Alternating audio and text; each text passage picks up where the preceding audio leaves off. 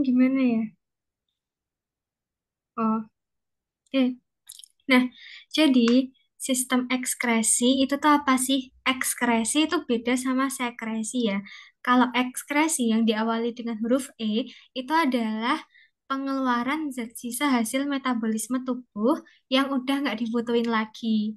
Tapi kalau sekresi yang pakai S itu pengeluaran zat, tapi zatnya itu tuh masih dibutuhkan. Nah, misalnya kalau ekskresi itu ya kita buang urin, feses, terus urea gitu-gitu. Tapi kalau sekresi itu misalkan tubuh menghasilkan enzim, nah itu kan masih dipakai lagi. Atau mengsekresikan natrium pas di ginjal, nah itu kan sebenarnya natrium tuh masih bisa dipakai gitu loh. Oke, terus fungsi dari ekskresi, kenapa harus diekskresikan sih zat-zat ini? Yaitu untuk menjaga keseimbangan tubuh atau istilahnya menjaga homeostasis. Nah, keseimbangan tubuh ini dijaga melalui osmoregulasi. Osmoregulasi itu adalah mekanisme pengaturan jumlah pelarut dan zat terlarut dalam tubuh. Jadi, biar di dalam tubuh cairannya itu nggak terlalu kental ataupun nggak terlalu encer gitu loh.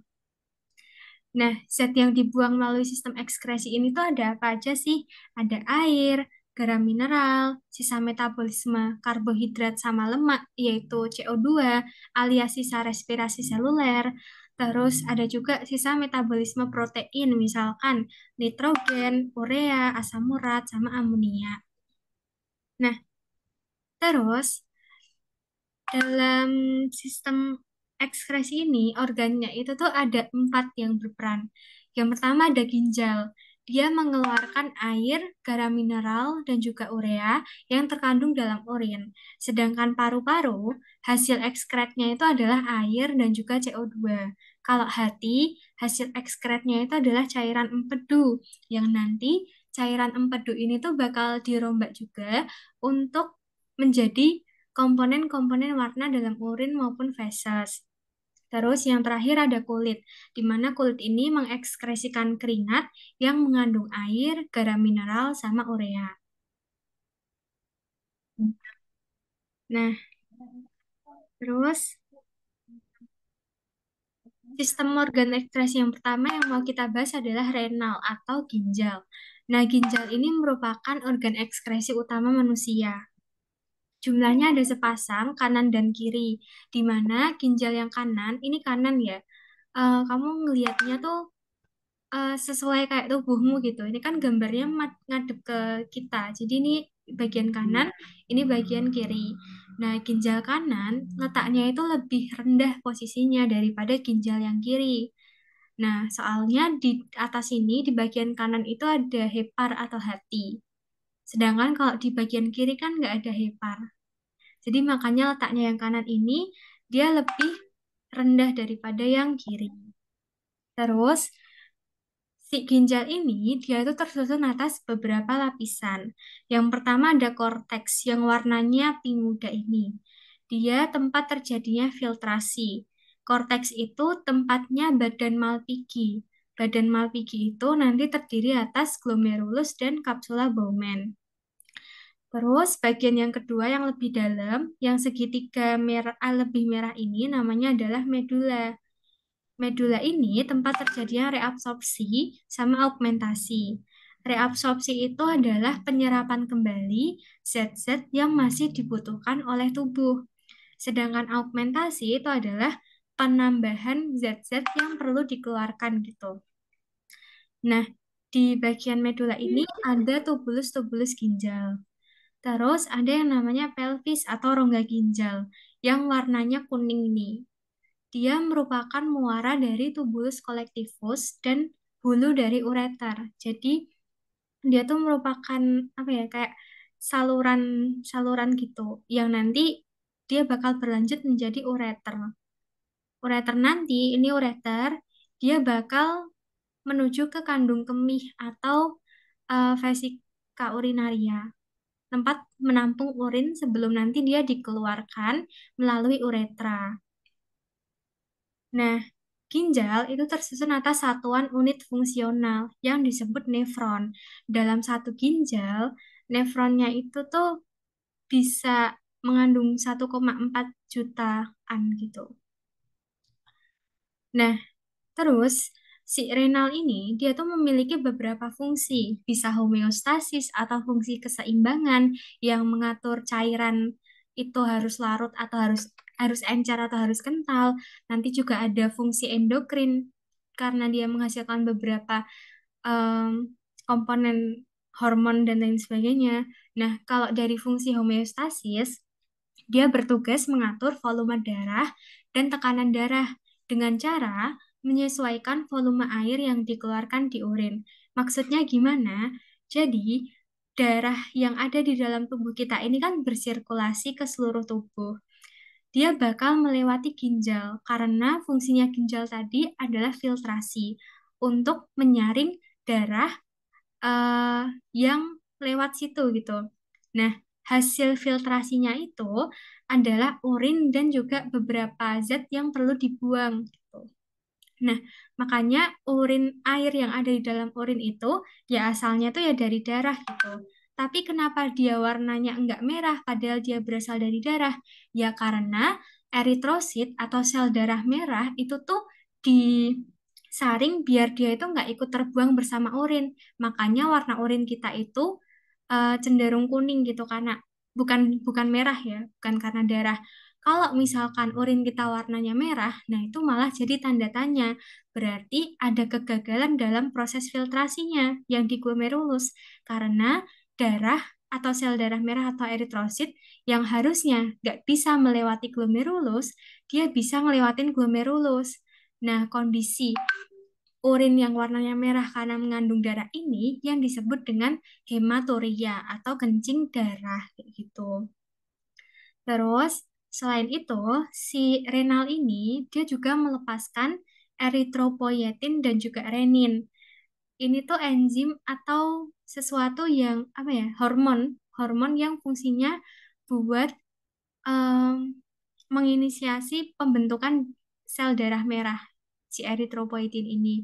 Nah, kalau renin dia itu berperan dalam pengaturan tekanan darah lewat mekanisme renin angiotensin aldosteron. Nah, itu nggak terlalu dibahas di SMA, tapi intinya dia mengatur tekanan darah. Nah, terus dia juga mengatur konsentrasi ion yang terkandung di plasma. Jadi, ion kayak natrium, kalium, terus klorid, itu kan terkandung di dalam plasma atau cairan darah. Nah, kalau misalkan jumlahnya kebanyakan, ion-ion ini tuh bakal disekresikan lewat urin, bakal dibuang gitu. Nah, yang mengatur pembuangan ini itu adalah si ginjal itu tadi. Kalau misalkan jumlah ion natrium, kalium, sama klorid di dalam darah ini kurang, maka nanti ion NaK dan Cl yang ada di dalam struktur ginjal ini bakal ditarik lagi untuk masuk ke dalam darah lewat proses reabsorpsi. Nah, makanya kenapa ginjal disebut sebagai organ yang bisa mengatur konsentrasi ion yang terkandung di plasma. Terus ada juga dia bisa mengatur level gula darah dengan cara gluconeogenesis. Dia juga bisa membantu dalam menstabilkan pH darah dengan cara mengatur pengeluaran ion hidrogen dan bikarbonat di urin. Nah, ini nanti terkait dengan proses respirasi juga, terkait dengan terkait sama kinerja pulmo sebagai organ ekskresi juga. Nanti untuk lebih lebih jelasnya dijelasin di belakang. Terus bisa juga mengkonservasi nutrisi yang penting dengan cara mencegah ekskresi asam amino, protein, glukosa, vitamin, elektrolit lewat proses filtrasi tadi. Jadi filtrasi yang ada di glomerulus dia itu tuh cuma cuma bisa yang bisa lewat di situ tuh komponen-komponen yang udah nggak diperlukan gitu, misalkan kayak air. Tapi komponen-komponen yang masih diperlukan kayak misalkan asam amino, protein, glukosa, vitamin, elektrolit itu tuh nggak ada yang nggak bisa menembus glomerulus karena masih dibutuhin. Kalau misalkan kayak asam amino, protein atau glukosa malah berhasil melewati filtrasi glomerulus dan terkandung dalam urin kita, nah itu berarti tandanya ada kerusakan dalam proses filtrasi glomerulus, malah jadi penyakit. Biasanya terjadi pada kondisi penyakit ginjal. Nah, tapi si ginjal ini dia tuh bisa mengekskresikan produk sisa kayak urea, keratin, amonium, uric acid atau asam urat. Nah, produk sisa ini dia bisa melewati proses filtrasi glomerulus karena ukurannya jauh lebih kecil daripada asam amino, protein, dan glukosa. Dan emang dia harus dibuang karena berbahaya buat tubuh. Terus ginjal itu juga bisa membantu kerja si liver dalam detoks racun dan mengeluarkan sisa obat. Karena beberapa obat itu ada yang cara pengeluarannya itu melalui ginjal setelah dia dimetabolisme di hati gitu.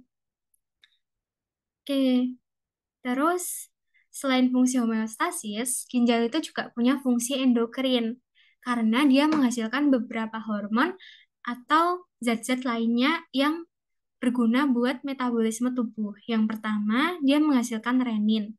Nah, renin ini dia dilepaskan di suatu tempat yang namanya aparatus juxtaglomerular.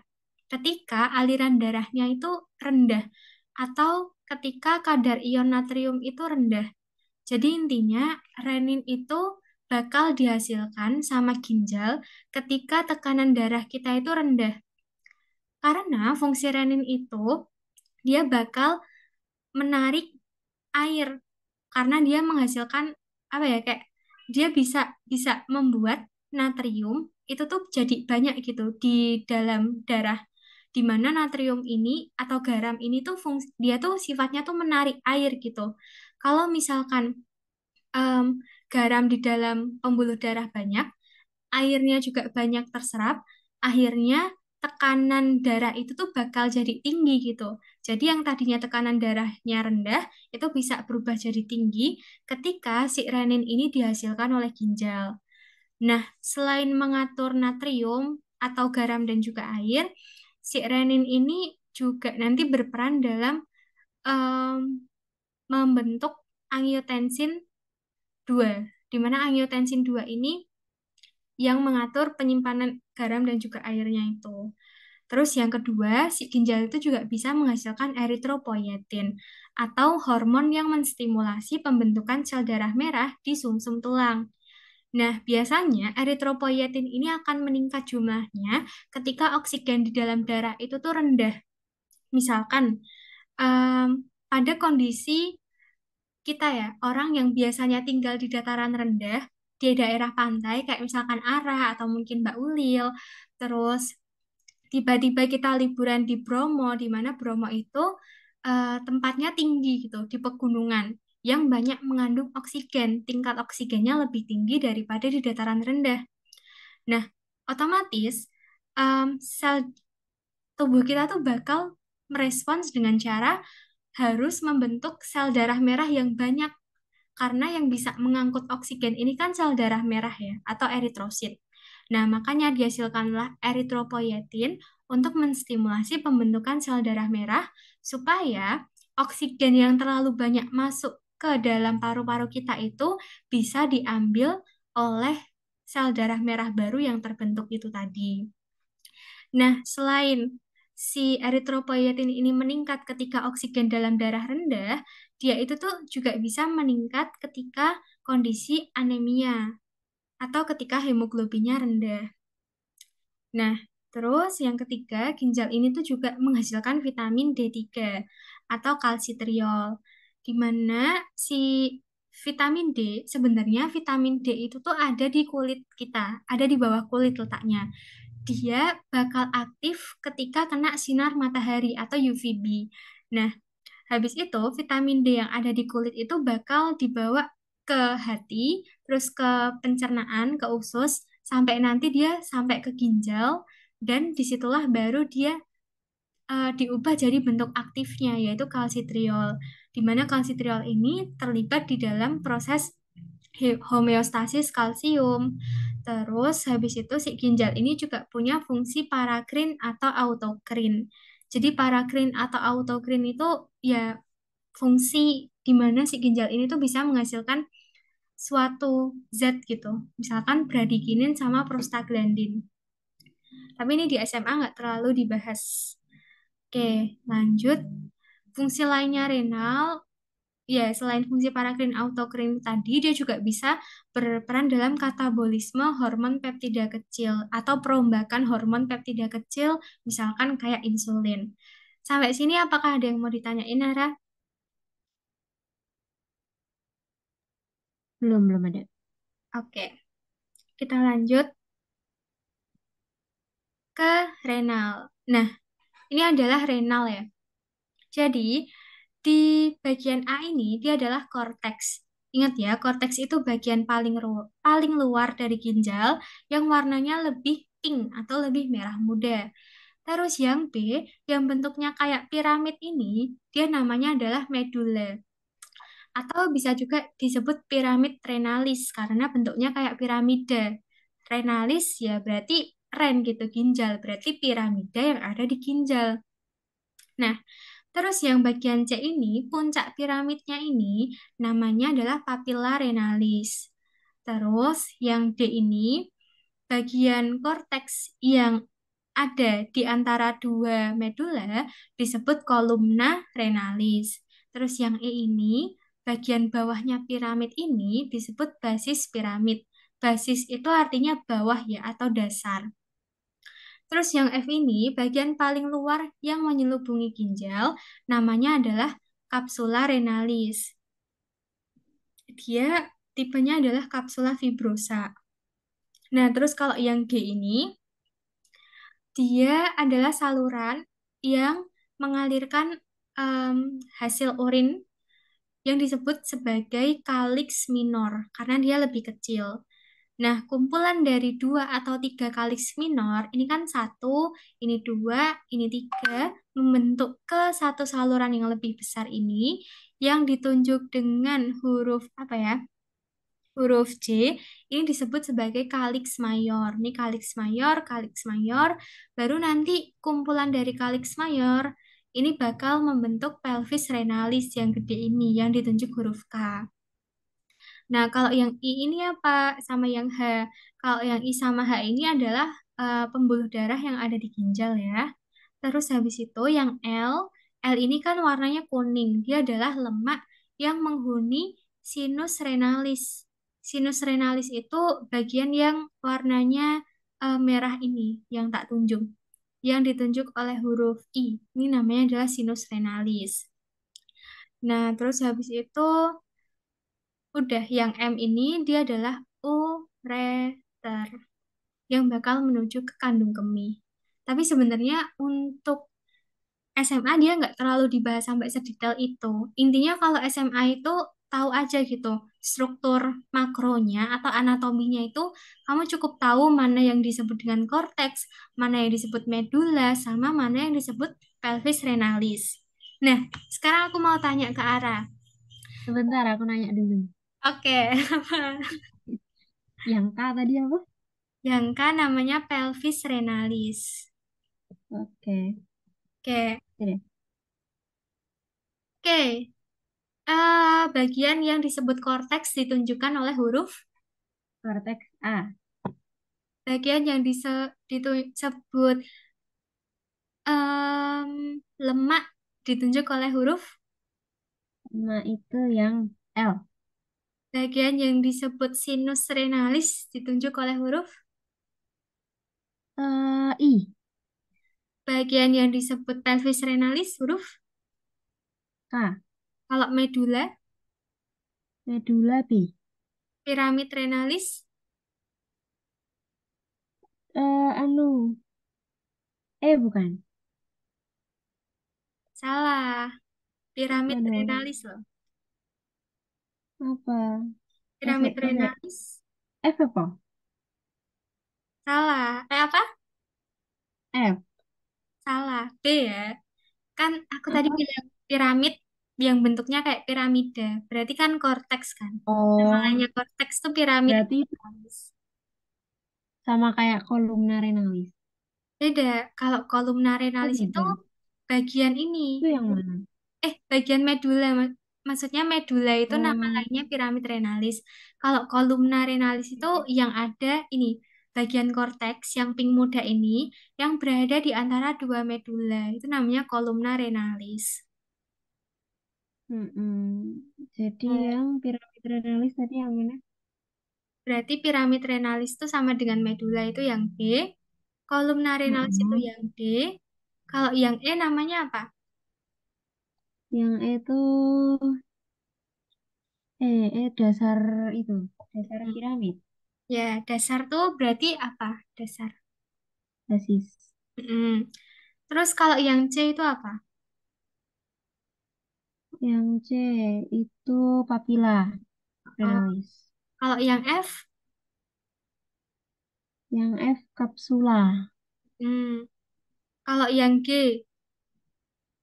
Yang G itu saluran, kaliks. Kaliks minor ya. Kalau kaliks mayor berarti yang Kaliks mayor itu berarti yang C. hmm. Oke, sip. Nah, terus kita masuk ke satuan unit terkecil pada ginjal yang disebut dengan nefron.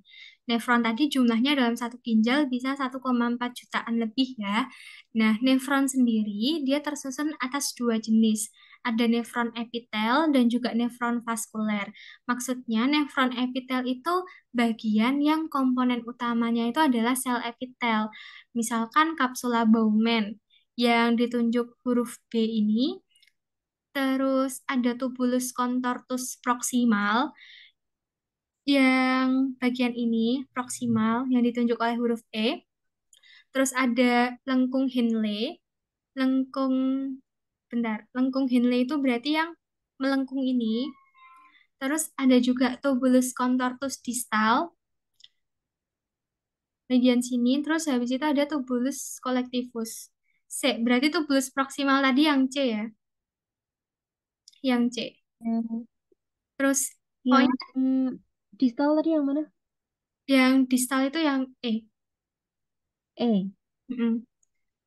Jadi ini arahnya kayak gini.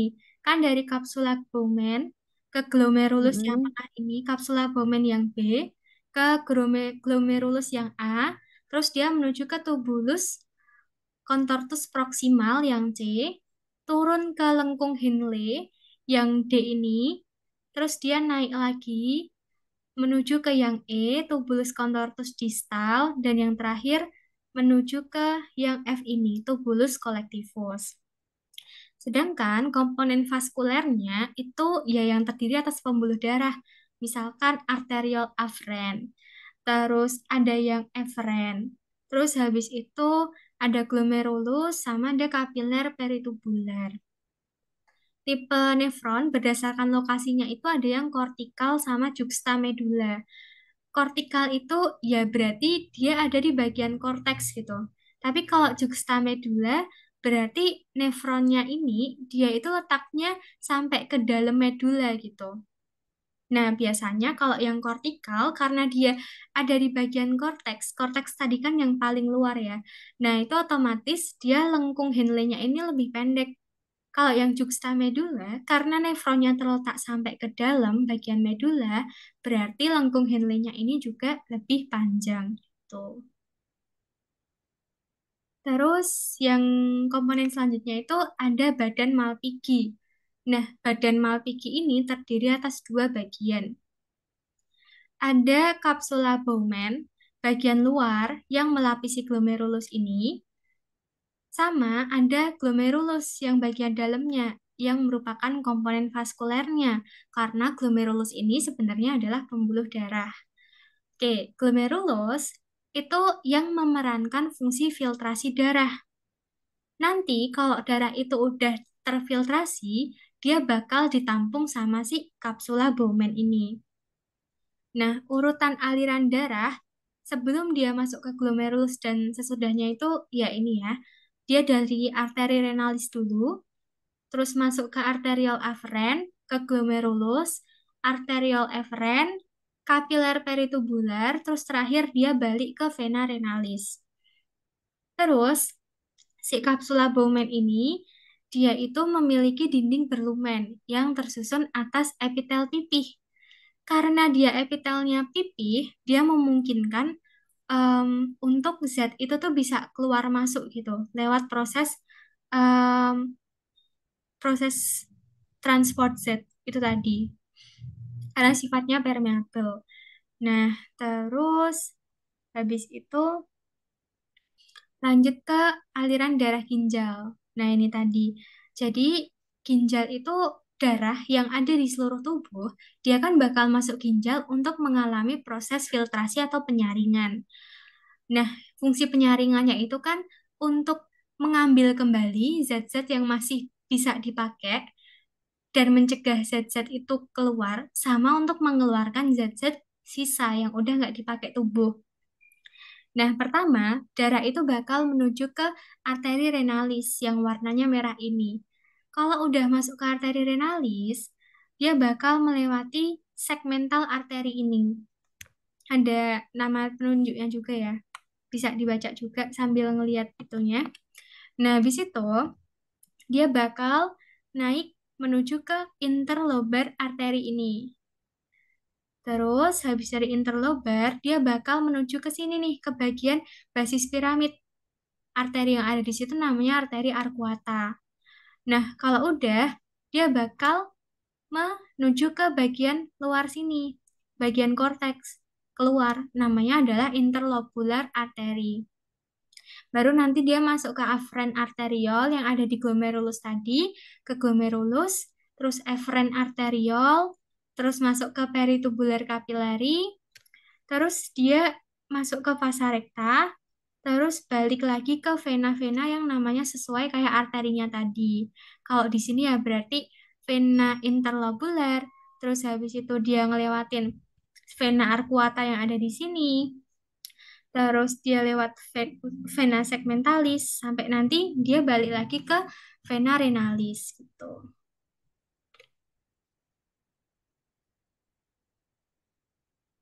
Nah, cek. Terus habis itu saluran nefron.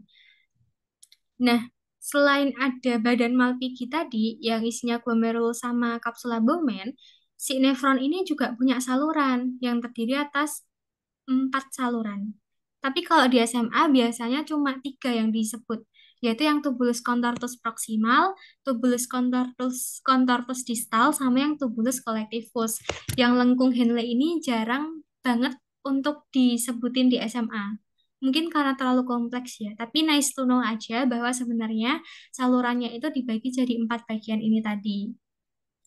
Nah, yang pertama adalah tubulus contortus proximal, itu yang bagian sini. Pokoknya dia adalah bagian pertama ketika keluar dari glomerulus. Dia bentuknya melengkung-melengkung gini, terus ada komponen yang lurus juga, kayak gini. Habis dari tubulus contortus proximal, dia bakal menuju ke lengkung Henle. Lengkung, namanya juga lengkung. Jadi dia melengkung, bentuknya kayak U. Habis dari lengkung Henle, dia bakal ke tubulus contortus distal. Di sini sebenarnya nama proksimal itu artinya atas ya, distal itu bawah gitu. Karena yang proksimal ini lebih dulu keluar, jadi ya dia proksimal disebut atas gitu. Kalau distal ya karena dia belakangan, ya udah disebut distal. Nah, habis dari tubulus contortus distal, urin itu bakal menuju ke tubulus collectivus untuk selanjutnya dia menuju ke pelvis renalis, ureter, kandung kemih, dan juga uretra. Untuk akhirnya dia dibuang keluar pas kita pipis. Nah, ketika si urin atau air hasil filtrasi ginjal ini tuh masuk ke tubulus-tubulus itu, dia bakal mengalami beberapa proses. Nah, misalkan ketika dia masuk ke tubulus contortus proximal, dia itu bakal mengalami proses reabsorpsi. Terus nanti kalau udah di tubulus contortus distal, dia bakal mengalami proses augmentasi gitu. Sama reabsorpsi juga bisa. Nah, baru nanti kalau di tubulus collectivus, dia baru em, udah gitu kayak dia bakal udah selesai prosesnya, tinggal urinnya itu ditampung sementara, untuk selanjutnya dia bakal dikeluarkan lagi.